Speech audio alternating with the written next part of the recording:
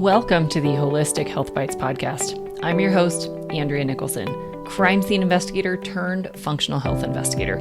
This podcast is here to share bite-sized episodes and unique interviews on a wide variety of health topics to empower, enlighten, and educate you to live your best, most vibrant life. Disclaimer: all information you hear on this podcast is for information only and constitutes individual opinions of the person speaking. This should not be taken as medical advice. Being a listener of this show does not initiate a practitioner-client relationship between you and the hosts or panelists on this show. Please discuss these topics with your medical professionals before making any changes to your health. Okay, let's dive in. What causes obesity? Welcome back to the Holistic Health Bites podcast. Today we're going to talk about the differing models of what causes obesity. Despite decades of research and hundreds of studies on what causes obesity, there's still a lot of controversy. If it were really as simple as eating too much and not getting enough exercise, then the eat less, move more advice would have worked decades ago on a widespread scale. But with over 40% of the adult population in the US being obese, then there are two possibilities here. Either this advice is correct and no one's following it, or the advice is wrong, or at least not sufficient. A paper published recently in Nature Metabolism presents two competing hypotheses of obesity. The authors of this paper highlight the similarities and differences in the models and proposes a different approach for future research. The paper is authored by 16 researchers and clinicians who work in the field of weight loss research and who see the true cause of obesity differently. The competing models in this study are the energy balance model and the carbohydrate-insulin model. The energy balance model is essentially boiled down to the calories in versus calories out that we've all heard is what drives weight gain or loss. Some also do consider macronutrients and hormones, but ultimately excess energy intake is what's resulting in fat deposition regardless of the macronutrient composition of the diet. In other words, people with obesity have accumulated excess fat mass because they've taken in excess energy, and the same amount of excess energy would have resulted in an equivalent increase in fat mass regardless of whether those calories came from broccoli or potato chips.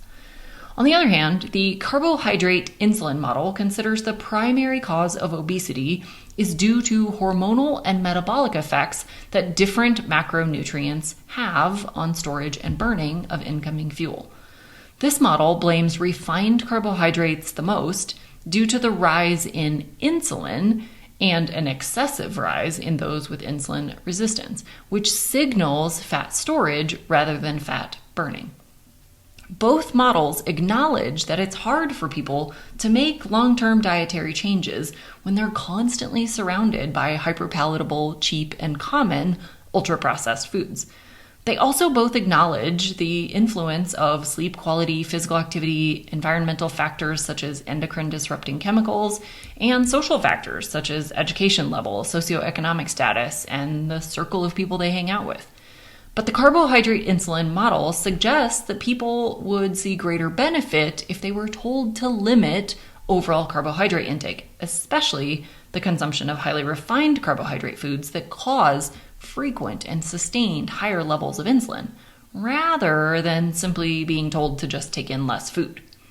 The energy balance model claims that the brain loses the ability to control food intake because of the food environment, whereas the carbohydrate-insulin model suggests that the brain is fully capable of controlling food intake, which they say is why we see reduced energy expenditure or burning with reduced energy intake. So the body is actually functioning properly.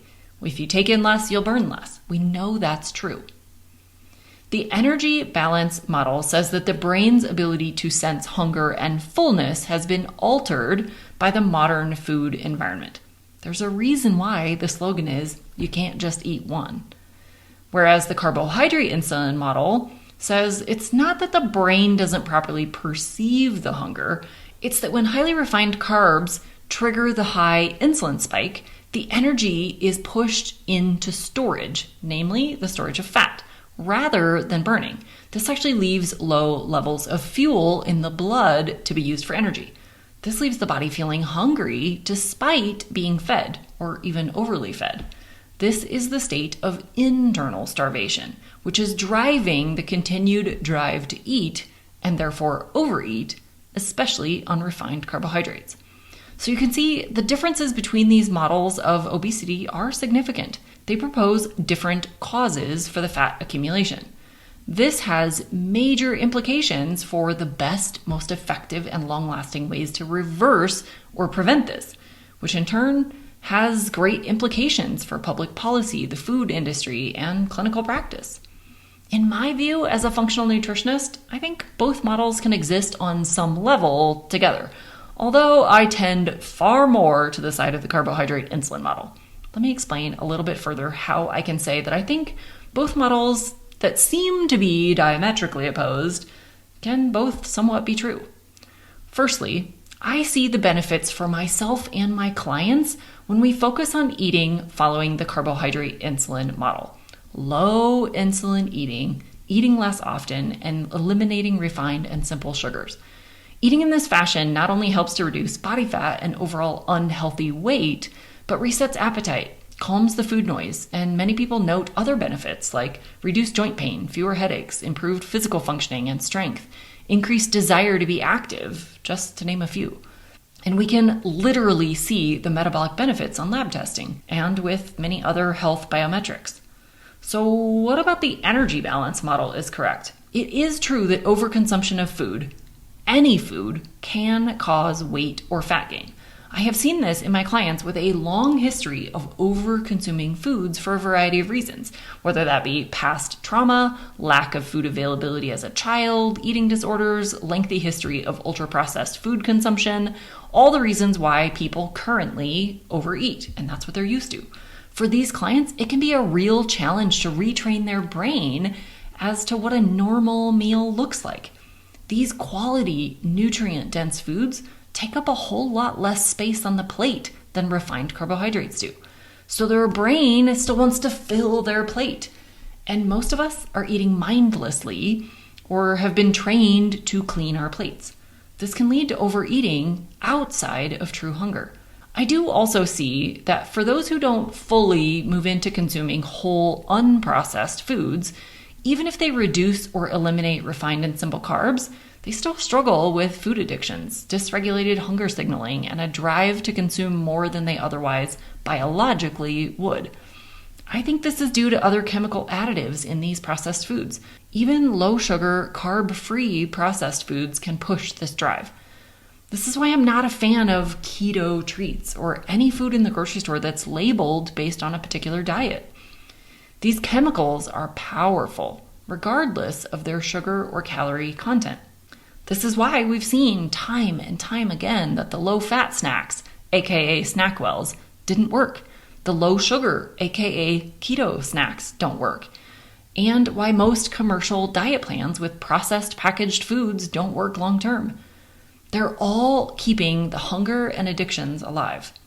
In the end, biochemistry will win this debate. Frankly, I don't really care what we call the model. What I want is for people to return to eating real, natural, whole foods, the way we've eaten for all of human history up until the industrial food revolution that changed us from farming to factories, and even factory farming. If your great-grandparents wouldn't have known what a food is or how it was created, stay away from it. Stick to natural meats, eggs, seafood, non-starchy vegetables primarily. For the low insulin benefits, avoid grains, sugars, most fruits, legumes, and starches, especially if you have type 2 diabetes, prediabetes, or any insulin resistance condition. Until the next, be well and vibrant. Thanks for being a faithful listener to the podcast. Did you get value from listening to this show?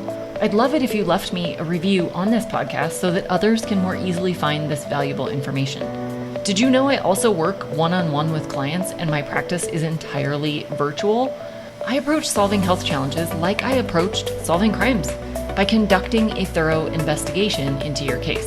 Sadly, hundreds of millions of people in the US have poor metabolic function, insulin resistance, prediabetes, and diabetes, and the vast majority have no idea because their doctors aren't looking in the right places. I'm here to fix that without unnecessary medications.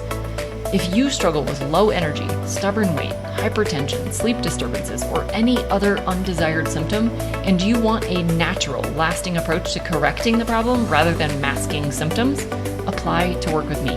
The link is in the show notes.